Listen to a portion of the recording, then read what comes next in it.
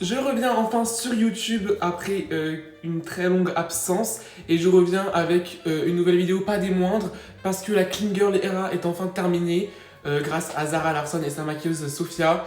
Je vais vous mettre des photos juste ici, on va reproduire un de ses maquillages aujourd'hui. Ça a fait une grosse tendance. Zara Larsson, pour ceux qui ne connaissent pas, c'est une chanteuse suédoise qui a chanté notamment la chanson Lush Life, qui est une des plus écoutées par cette chanteuse. Sophia, pardon, c'est du coup sa maquilleuse, qui fait des maquillages hyper colorés et hyper créatifs pour sa tournée à Zara Larsson, qui l'a maquillée durant toute sa nouvelle tournée. Elle a maquillé aussi d'autres stars comme Rita Ora.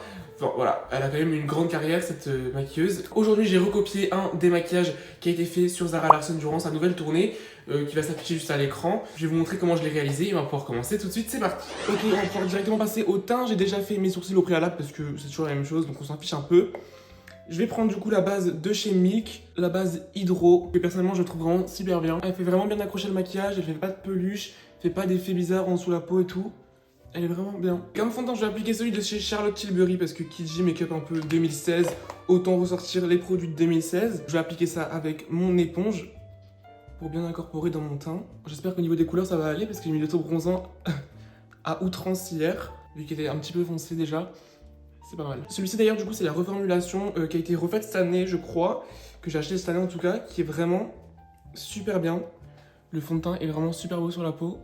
Je sais pas si vous voyez mais c'est vraiment très très beau. Pour l'anti-cerne c'est pareil, autant rester à fond dans le 2016, donc je vais mettre le Shape Tape de chez Tarte. C'est le classique hein, que je trouve vraiment super bien. Moi c'est pareil, les gens qui disent qu'il fait un effet cakey et tout, moi je trouve que c'est pas vrai. Enfin, je le trouve vraiment bien.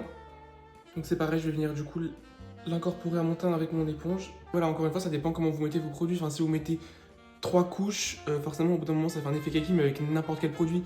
Enfin, si vous mettez une couche raisonnable... Là, moi personnellement, j'ai mis une grosse couche quand même parce que je fais des full face et je fais des maquillages énormes. Moi, j'adore. Et encore une fois, je trouve que niveau du rendu, ça va. Donc maintenant, ce que je vais venir faire, c'est que je vais venir appliquer un anti-cerne rose parce que vous avez remarqué qu'en fait, au niveau de son dessous d'œil, et il y a vraiment beaucoup de blush et c'est très très rose sur tout son visage. Donc je mets l'anti-cerne rose de chez Kosas comme ça que j'incorpore également avec mon éponge. Je trouve que les dessous d'œil rose, c'est vraiment la trend 2025 et 2024 et 2023. Enfin, ça fait 3 ans que c'est la trend. Et je trouve ça vraiment trop beau, moi, personnellement. Donc, pour l'instant, j'en mets pas à outrance, je vais en mettre comme ça, juste. Et maintenant, je vais prendre un blush violet, du coup, que je vais appliquer au milieu là, de mon front, enfin de mon nez. Et avec un pinceau, je vais venir, du coup, l'estomper. Je vais en mettre encore un petit peu.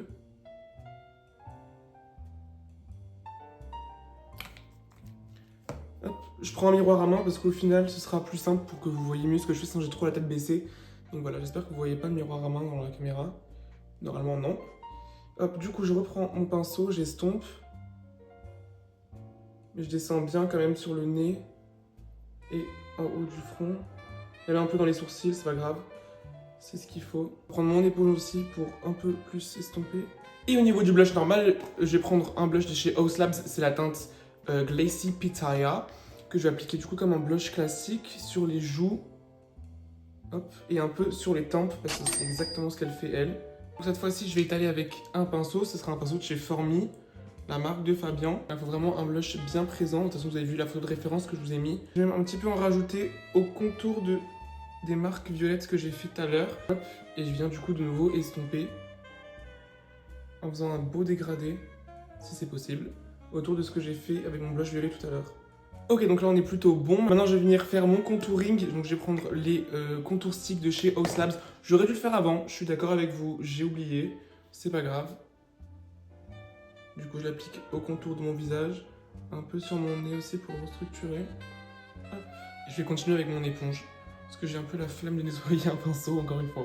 Je vais maintenant venir poudrer mon teint. Je vais commencer avec la poudre violette de chez Huda Beauty, que je trouve vraiment excellente. Je l'ai beaucoup utilisée cette année pour faire toutes sortes de make-up, encore une fois avec la trend des dessous d'œil rose, que je trouve absolument magnifique. Je la prends avec une houppette et je vais venir du coup l'appliquer sous mes yeux. Sous mes yeux et sur du coup la partie rose violette que j'ai sur mon nez et sur mon blush. Hein. Et pour le reste de mon teint, je vais prendre une poudre de chez Milk Makeup parce qu'elle est un petit peu irisée, donc ce sera très bien pour le style de make-up qu'on fait aujourd'hui, où tout est censé être pailleté au final. Donc ça, j'applique encore une fois avec une houppette beaucoup plus grande. Alors, je vous avoue, j'espère que je suis bien tout le temps cadré parce que j'ai mon retour écran qui a décidé de me lâcher aujourd'hui pour quand je me remets sur YouTube, donc c'est vraiment parfait. Donc là, je me vois entre guillemets grâce à la baie vitrée que j'ai de l'autre côté de la pièce. Pareil, étant donné que mon retour écran n'a décidé de plus marcher, je sais même pas si ça filme, ça se trouve ça ne filme plus à l'heure où je parle. Je pense que c'est cette vidéo. Je pense que si cette vidéo sort, c'est que ça tournait quand même. Bon, je suis pas mal énervé, je viens de voir que ça fait 10 minutes que je filme, voire plus, et que ça ne filme absolument rien.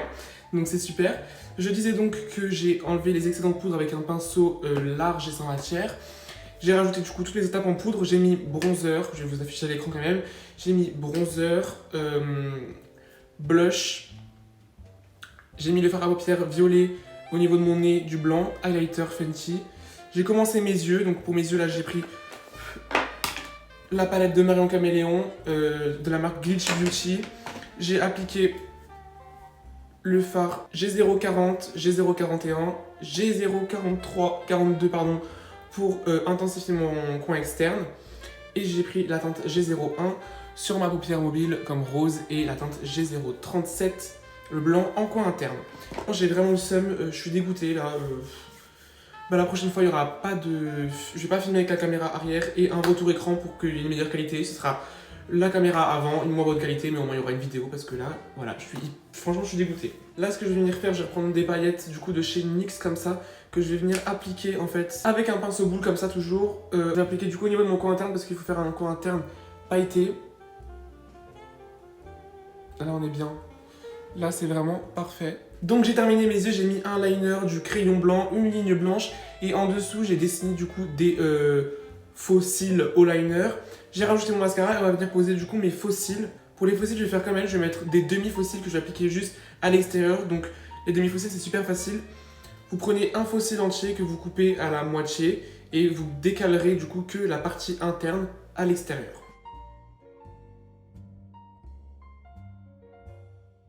Pour poser les strass, je vais faire les lèvres. Les lèvres, ça va être un micmac. Je vais d'abord utiliser un crayon de chez Huda Beauty pour faire mon contour. Je rajoute un crayon de chez Make Up Forever, un peu plus marronné. Maintenant, j'utilise un rouge à lèvres de chez Fenty Beauty. Je crois qu'il n'existe plus. Ils sont sortis il y a très longtemps. Que je vais appliquer vraiment, en fait, juste un contour, mais juste en dessous celui que je viens de faire, en fait. Je vais vous montrer.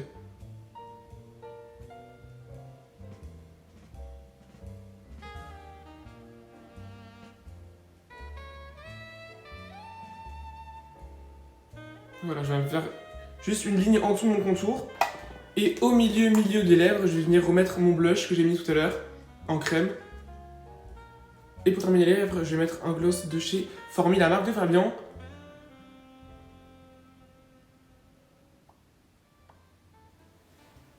Voilà. Petite astuce d'ailleurs, si vous avez Si vous mettez du gloss par-dessus des combos lèvres, etc., que l'embout est dégueulasse comme ça, faut absolument l'essuyer l'embout. Hop. Essuyez votre embout avant de le re-rentrer parce que sinon votre gloss après va devenir dégueulasse. Pour les strass sur le visage, je vais venir me munir de mes 36 boîtes de strass comme ça. Il va vous falloir aussi un crayon à cire comme ça, donc là c'est un embout où genre il y a un embout comme ça pour pouvoir fouiller les strass et l'autre embout c'est en cire, du coup j'ai juste à prendre le strass comme ça et ça atterrit au bout. Et il va nous falloir une colle transparente, personnellement ce sera la Duo, c'est une des plus connues. Donc je vais en mettre un petit peu sur ma main, comme ça. Puis je vais prendre un pinceau et je vais venir appliquer ça, la colle, au milieu de mon nez, comme ça déjà pour commencer. Je prends le strass juste au bout de mon embout et je l'applique comme ça. Voilà. Et je vais faire ça partout. Du coup voilà, j'ai terminé de mettre les strass, c'était bien long, bien chiant. Et je pense que ce qui nique un peu tout là, ce qui manque à mon maquillage, c'est les yeux bleus, parce que Zara Larsson a les yeux bleus sur le maquillage. Donc je pense que je vais mettre mes lentilles, je vais m'habiller et on se retrouve dans quelques secondes.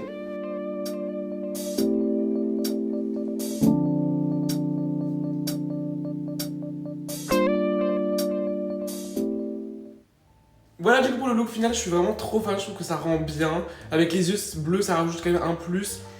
Habillé pareil avec les strass, etc. C'est quand même un peu mieux qu'avec mon gros sweat et mes yeux marrons.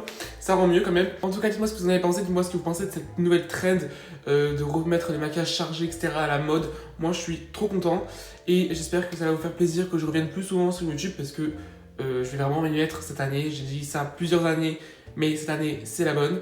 Donc je m'y remets. En tout cas, j'espère que cette vidéo vous aura plu et moi je vous dis bisous.